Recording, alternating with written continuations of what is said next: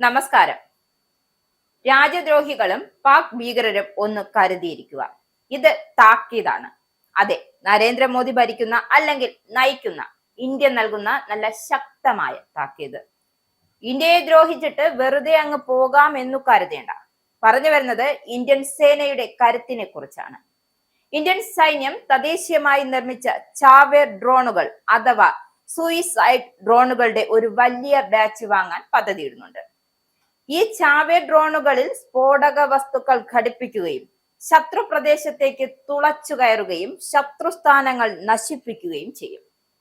Jamming, spoofing എന്നിവയ്ക്ക് സാധ്യതയുള്ള അന്തരീക്ഷത്തിൽ പോലും ഈ ഡ്രോണുകൾക്ക് അവയുടെ ദൗത്യങ്ങൾ നിർവഹിക്കാൻ സാധിക്കും. ഇതിനർത്ഥം ശത്രു സൈന്യത്തിനെ കണ്ടെത്തപ്പെടാതെ തുടരുകയും ശത്രുക്കളെ തുടച്ചു നീക്കപ്പെടുകയും ചെയ്യും എന്നാണ്. ഈ പ്രധാന പദ്ധതിക്കായി സൈന്യം ഉടൻ തന്നെ ടെൻഡർ പുറപ്പെടുവിപ്പിക്കാൻ സാധ്യതയുണ്ട്.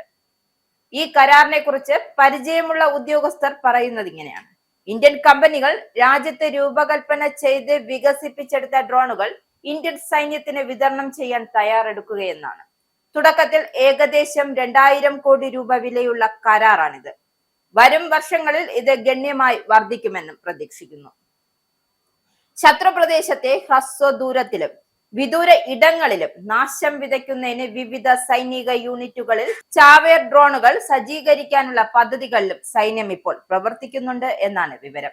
വിദേശ കമ്പനികളെ ആശ്രയിക്കുന്നത് കുറയ്ക്കുകയും സ്വാശ്രയ ഇന്ത്യ എന്ന പ്രചരണത്തിന് വഴിയൊരുക്കുകയും ചെയ്യുന്ന ഈ ഉത്തരവ് നടപ്പിലാക്കാൻ നിരവധി ഇന്ത്യൻ കമ്പനികൾ മുന്നോട്ട് വരുന്നുണ്ട്.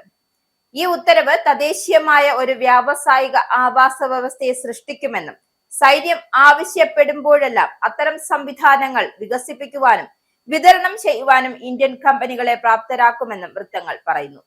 ഈ ടെൻഡറുകൾ ഒരു ഫാസ്റ്റ് ട്രാക്ക് പ്രക്രിയയ്ക്ക് കീഴിലായിരിക്കും പുറപ്പെടുവിക്കുക.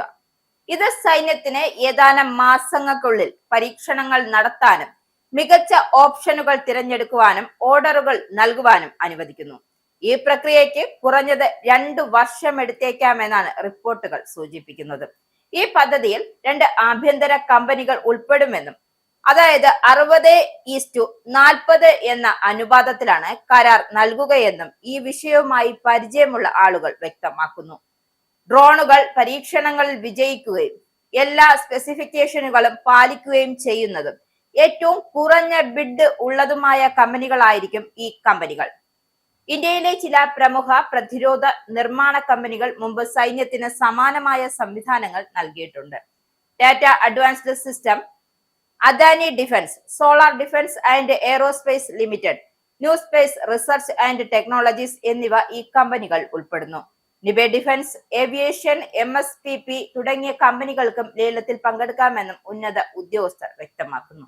എന്തായാലും ഇവ ഇനി ഇന്ത്യക്ക് സ്വന്തമായാൽ തിരിച്ചടികൾ അതിഭയാനകമായിരിക്കും. എന്തുകൊണ്ടും ഇന്ത്യയെ തൊടുന്ന ഭീകരർ ഒന്ന് കരുതിയിരിക്കുന്നതും നല്ലതായി.